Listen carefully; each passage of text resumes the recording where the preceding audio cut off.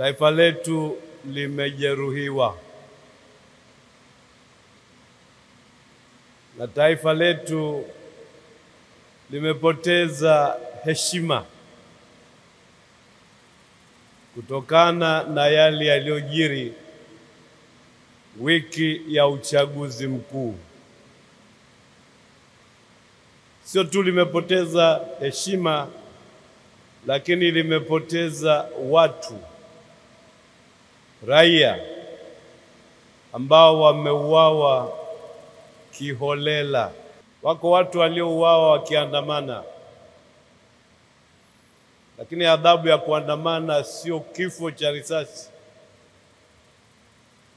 Wako watu waliouawa wakiwa majumbani, wamefuatwa wakauawa wakiwa nyumbani kwao.